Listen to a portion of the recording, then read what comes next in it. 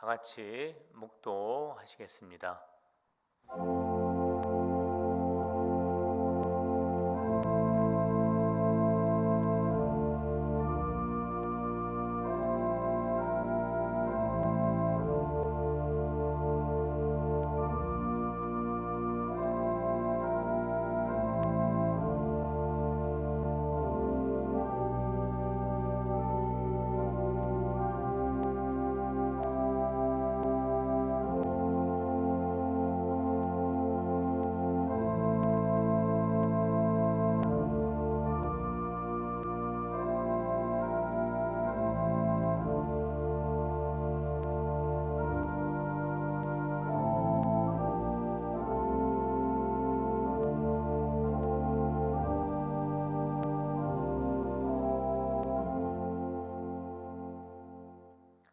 하나님 아버지, 저희들을 눈동자와 같이 지켜주시고 여기까지 인도하신 하나님, 주님이 없이는 한순간도 살 수 없음을 고백하며 예배를 올려드리오니 저희들의 예배를 받아 주옵소서.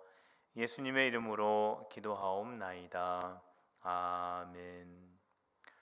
찬송가 408장을 하시겠습니다.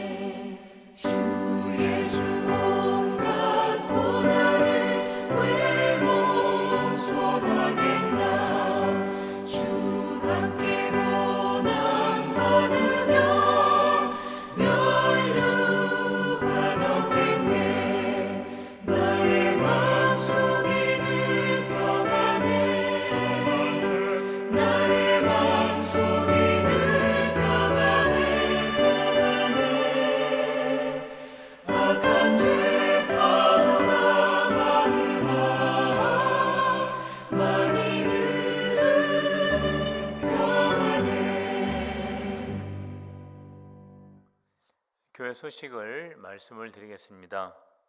필그림교회 예배 안내입니다. 1부, 2부 예배를 드리고 있습니다. 교육부 예배는 유초등부, 중고등부, 청년부 예배가 진행 중에 있고 유치부 예배는 연기되어 있습니다. 주일 오후 예배는 가정 예배, 새벽 예배는 교회에서 드리고 있습니다. 수요 예배, 금요 예배는 영상 예배로 드리고 있습니다. 온라인으로 헌금을 드리실 수 있습니다. 병원에 입원한 성도님들이 있습니다.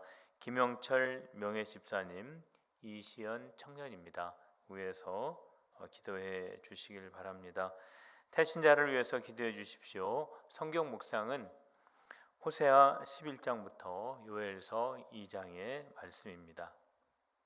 하나님의 말씀은 베드로전서 3장 13절부터 22절까지의 말씀입니다. 또 너희가 열심으로 선을 행하면 누가 너희를 해하리요? 그러나 의를 위하여 고난을 받으면 복이 있는 자니 그들이 두려워하는 것을 두려워하지 말며 근심하지 말고 너희 마음에 그리스도를 주로 삼아 거룩하게 하고 너희 속에 있는 소망에 관한 이유를 묻는 자에게는 대답할 것을 항상 준비하되 온유와 두려움으로 하고 선한 양심을 가지라. 이는 그리스도 안에 있는 너희의 선행을 욕하는 자들로 그 비방하는 일에 부끄러움을 당하게 하려 함이라. 선을 행함으로 고난받는 것이 하나님의 뜻일진데 악을 행함으로 고난받는 것보다 나으니라. 그리스도께서 단번에 죄를 위하여 죽으사 의인으로서 불의한 자를 대신하셨으니 이는 우리를 하나님 앞으로 인도하려 하심이라. 육체로는 죽임을 당하시고 영으로는 살리심을 받으셨으니 그가 또한 영으로 가서 옥에 있는 영들에게 선포하시니라. 그들은 전에 노아의 날 방주를 준비할 동안 하나님이 오래 참고 기다리실 때에 복종하지 아니하는 자들이라. 방주에서 물로 말미암아 구원을 얻을 자가 몇 명뿐이니 겨우 8명이라. 물은 예수 그리스도께서 부활하심으로 말미암아 이제 너희를 구원하는 편이 곧 세례라. 이는 육체의 더러운 것을 제하여 버림이 아니요 하나님을 향한 선한 양심의 간구니라.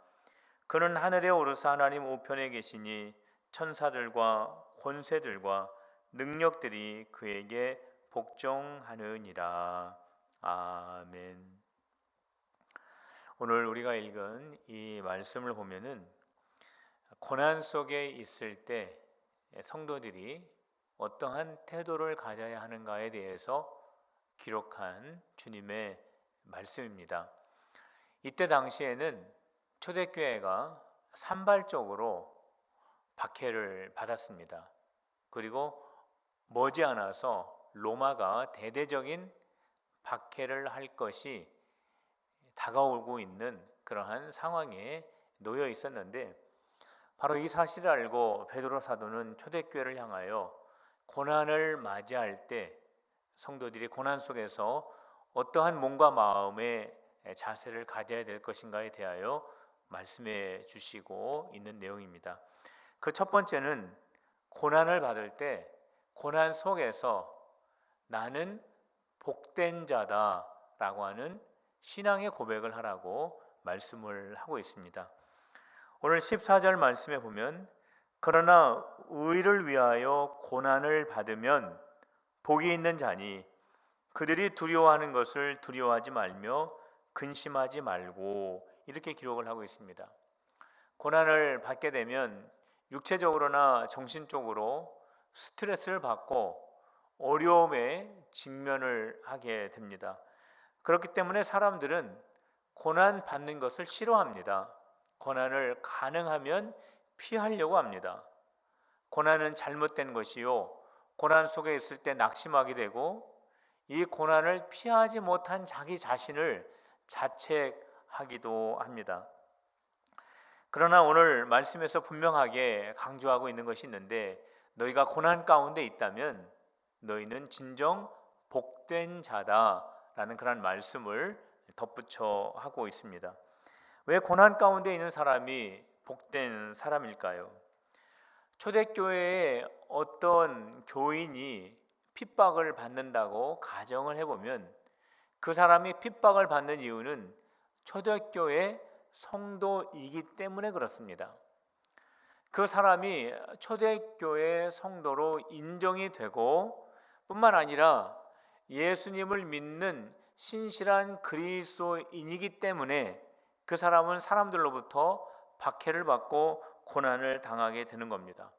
그 사람은 초대교회 성도요, 진실한 믿음을 가지고 있는 그리스도인이다라고 하는 그 표가 바로 그 사람이 받는 고난 속에 담겨져 있는 것입니다.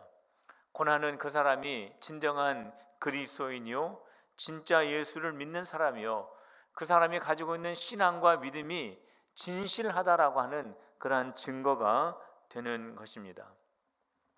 예수님께서도 팔복을 말씀하실 때 동일한 말씀을 하셨습니다. 마태복음 5장 10절에서 12절 말씀에 보면 의를 위하여 박해받는 자는 복이 있나니 천국이 그들의 것임이라. 나로 말미암아 너희를 욕하고 박해하고 거짓으로 너희를 거슬러 모든 악한 말을 할 때에는 너희에게 복이 있나니 기뻐하고 즐거워하라. 하늘에서 너희의 상이 큼이라. 너희 전에 있던 선지자들도 이같이 박해하였느니라. 성도 여러분, 고난은 잘못된 것이 아닙니다. 고난받는 성도는 그가 진정 교회에 속한 자요, 예수님 안에 있는 자요, 그의 신앙이 진실하다라고 하는 그러한 의미가 그 안에 담겨져 있는 것입니다. 고난받는 성도, 그 사람은 선지자들이 걸어간 그 길, 우리 주 예수 그리스도가 걸어가신 십자가의 길, 좁은 길, 생명의 길을 걸어가고 있는 것이 분명한 것입니다. 두 번째로, 핍박을 당할 때 성도들은 복음을 전할 준비를 하고 있으라고 말씀을 하고 있습니다. 15절 말씀에 보면 너희 마음에 그리스도를 주로 삼아 거룩하게 하고 너희 속에 있는 소망에 관한 이유를 묻는 자들에게는 대답할 것을 항상 준비하되 온유와 두려움으로 하고 라는 그런 말씀이 있습니다. 소망에 대한 이유를 묻는 자들, 이 사람들은 핍박자들입니다. 초대교회 성도들을 핍박하는 그 사람들은 누구냐면 첫 번째로는 유대인들입니다.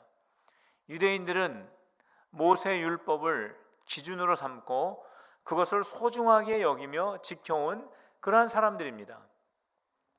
그런데 그리스도인들이 율법보다도 먼저가 복음이라고 증거할 때에 이스라엘 사람들은 그리스도인들을 무척 미워하고 박해할 수밖에 없었습니다. 첫 번째가 바로 유대인입니다. 율법을 뒤로하고 복음을 앞세우는 것이 틀렸다라고 주장을 하면서 유대인들은 기독교인들을 박해를 하였습니다. 두 번째로 박해하는 자들은 로마인들입니다. 로마의 황제가 이 세상의 왕이다라고 선포를 하였는데 그리스도인들은 그 말을 받아들이지 않았습니다.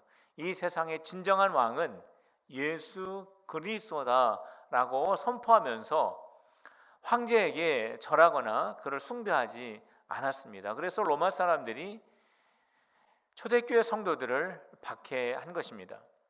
그런데 유대 공동체에서 기독교인들이 외면을 당하고 로마인들로부터 황제를 섬기지 않는다라고 해서 극심한 처형에 끌려가기까지 하면서 왜 너희들은 기독교의 신앙을 버리지 않느냐라고 하는 의문점을 가지고 그 이유가 뭐냐라고 물어보게 된다라고 하는 그런 뜻입니다.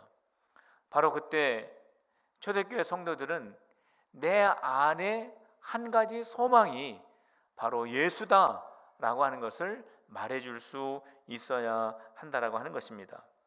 그 예수님이 나를 찾아오셨고 예수님이 나를 사랑하신다라고 먼저 말씀해 주셨고 나의 친구가 되어주시고 그 예수님으로 말미암아 내가 얼마나 존귀한 자라고 하는 것을 깨닫게 되었고 내가 이 세상에서 살아가야 할 이유를 발견하게 되었고 이 세상이 맞춰진 다음에는 영생이 있다라고 하는 것을 알려주시고 그 영생을 소유할 수 있도록 해주신 바로 그 예수님 때문에 나는 행복하고 내가 어떠한 상황과 처지에 있다 할지라도 내 마음속은 외롭지 않다라고 말할 수 있어야 한다라고 하는 것입니다. 로마의 박해가 시작이 되었을 때 서머나에 교부했던 폴리캅은 순교당하기 직전 하나님 앞에 기도하는 시간을 두고 간절히 하나님 앞에 간구를 드립니다. 그 모습을 보았던 군인들과 총독이 감명을 받고 어떻게 죽음 앞에서 저렇게 의연할 수 있을까? 그러면서 순교의 현장으로 끌고 가기가 너무나 안타까워서 그 총독의 폴리캅에게 이렇게 말을 했습니다. 이제 당신의 나이가 이제 많이 되었기 때문에 신앙생활은 이제 그만하시고 황제를 인정한다고만 말하면 내가 당신을 여기에서 풀어주겠소, 이렇게 말을 합니다. 이때 폴리캅은 이렇게 대답을 했습니다.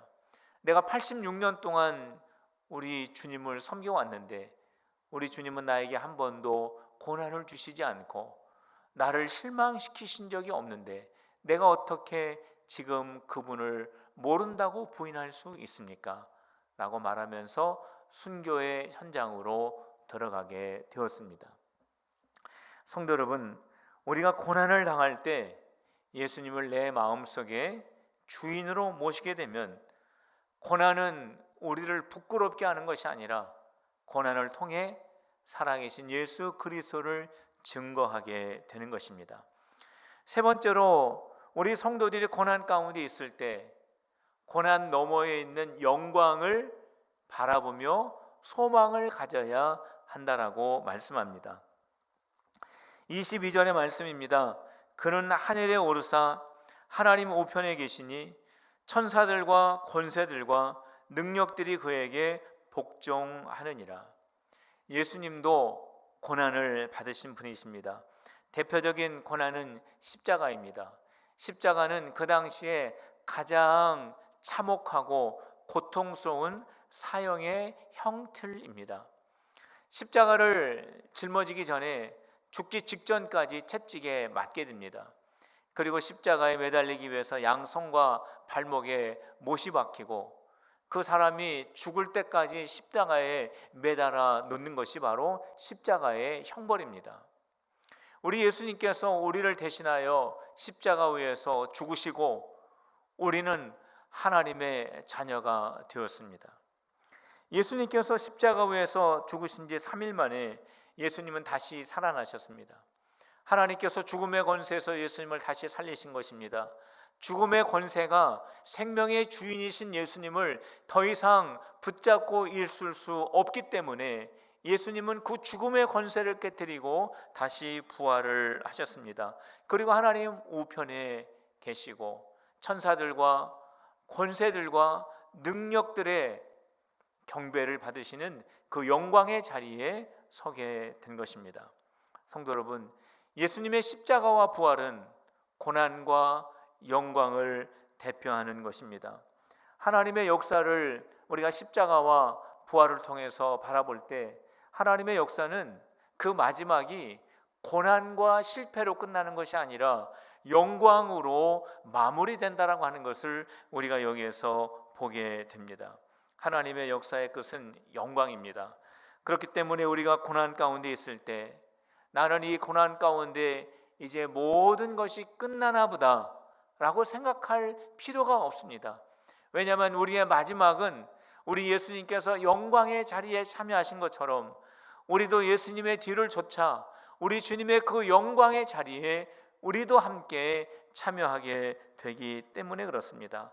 성도 여러분, 그렇기 때문에 우리가 고난 가운데 있을 때 우리는 낙심하고 나는 실패하고 나는 모든 것이 다 틀렸다라고 생각하는 것이 아니라 고난 너머에 있는 그 영광을 바라볼 수 있어야 하는 것입니다. 성도 여러분, 고난 속에서 우리 주님이 우리를 위하여 예비하신 놀라운 영광을 바라보는 우리 필그림의 성도들이 모두 다 되시기를 주님의 이름으로 축원합니다. 이 시간 우리 함께 하나님 앞에 기도하겠습니다. 고난 속에서 하나님의 자녀인 것을 기억하게 하시고 어떠한 상황과 처지에서 복음을 전하게 하시고 고난 속에서도 영광을 바라보게 하여 주옵소서. 이시연 청년 많이 회복되게 우리 주님 역사하셨는데 완전히 회복되게 하시고 김영철 집사님, 나승익 성도님, 이팔봉 집사님, 이완식 성도님 온전한 치유의 은혜를 더하여 주옵소서. 코로나19가 완전히 소멸되게 하시사 성도들의 생업과 학교와 우리 교회가 완전히 회복될 수 있게 해달라고 우리 하나님 앞에 간절히 기도드리겠습니다. 하나님 아버지, 저희들이 주님을 섬길 때에 고난받는 것이 하나님의 뜻이라고 말씀하셨는데 저희들이 고난 속에 담겨있는 신비한 주님의 뜻을 오늘 하나님의 말씀을 통하여 듣고 배웠습니다. 우리가 고난 가운데 있을 때 우리는 실패한 자가 아니요 하나님의 복을 받은 자라고 하는 사실을 깨닫고 고백하게 하여 주옵소서. 하나님 아버지, 그 가운데 있을 때 우리 안에 가지고 있는 예수의 소망을 묻는 자들에게 예수의 복음을 우리가 담대하게 전할 수 있도록 우리가 준비된 자들이 다 되어줄 수 있도록 은혜를 더하여 주시옵소서. 고난 가운데 있을 때 낙심할 것이 아니요 고난 너머의 영광을 바라볼 수 있도록 저희들에게 은혜를 베풀어 주옵소서. 우리가 환경을 바라보며 고난을 바라보며 낙심할 것이 아니라 찬란하게 빛나는 그 고난 뒤에 넘어 있는 영광을 우리가 바라볼 수 있는 영적인 눈이 열릴 수 있도록 인도하여 주옵소서. 이시연 귀한 청년 하나님의 은혜로 이제까지 많이 회복되게 해주시니 감사합니다. 완전히 치유되게 하여 주옵소서. 그 몸에 있는 모든 바이러스와 세균과 염증들이 나사렛 예수 그리스도의 십자가의 보혈로 말미암아 정결케 되어지는 역사가 일어나게 하여 주시옵소서. 김영철 집사님과 나승익 성도님, 이팔봉 성도님, 이완식 성도님 하나님 아버지 능력의 팔로 붙들어 주시고 아버지 하나님의 주 앞에 온전히 서기에 부족함이 없게 하여 주시며 주님의 능력의 팔로 붙들어 주시고 몸에 있는 모든 불필요한 것들을 주님의 손으로 다 씻어 주시옵소서. 하나님 아버지, 코로나19가 소멸되어지기를 원합니다. 완전히 중단되어지기를 원합니다. 우리의 힘과 방법으로는 한계가 있고 우리는 할 수 없사오니 우리 하나님께서 책임져 주시옵소서. 소멸시켜 주옵소서. 완전히 중단되게 하여 주시고 반복되지 아니하도록 역사하여 주시옵소서. 우리 성도들의 생업과 우리 학교와 우리 필그림 교회가 온전한 모습으로 회복되어 줄 수 있도록 우리 하나님 역사하여 주시옵소서. 하나님, 저희들이 고난 가운데 있을 때 고난 넘어 있는 주님의 놀라운 섭리를 바라보게 하시고 그 섭리를 바라보며 마음속에 소망을 간직하는 저희들이 되게 하여 주옵소서. 하나님 아버지, 이시연 청년 위하여 특별히 기도합니다. 아버지 하나님, 귀한 자녀 위에 성령의 기름을 부어주시고 모든 질병들은 떠나가게 하시며 이전보다 더 영육간의 강건한 주의 아들로 세워 주시옵소서. 김영철 집사님, 나승익 성도님, 이팔봉 집사님, 이완식 성도님 하나님의 능력의 팔로 붙들어 주시사 주님의 십자가의 보혈로 정결케 깨끗하게 씻어 주시옵소서. 코로나19가 완전히 소멸되게 하시고 우리 하나님의 거룩하심을 우리가 바라보며 우리가 더 주님을 잘 섬기는 주의 백성들이 되어줄 수 있도록 인도하여 주시옵소서. 이 모든 말씀 우리 주 예수 그리스도의 이름으로 간절히 기도하옵나이다. 아멘. 찬송가 429장을 다 같이 하시겠습니다.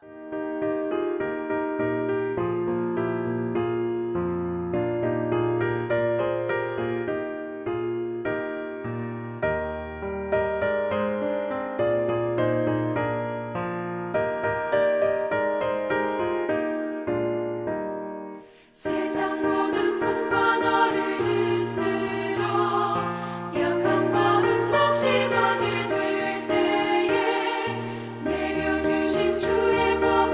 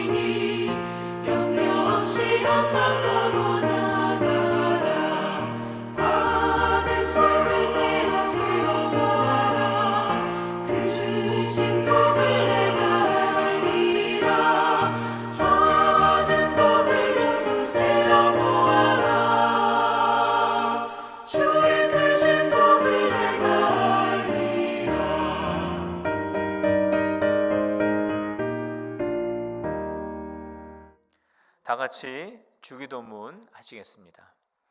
하늘에 계신 우리 아버지, 아버지의 이름을 거룩하게 하시며 아버지의 나라가 오게 하시며 아버지의 뜻이 하늘에서와 같이 땅에서도 이루어지게 하소서.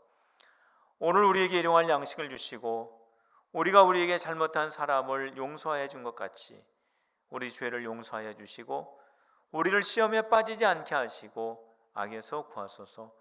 나라와 권능과 영광이 영원히 아버지의 것입니다. 아멘. 한 주간도 부활의 주님과 함께 동행하여 승리하시고 주일날 뵙도록 하겠습니다. 이상으로 수요 예배를 마치겠습니다.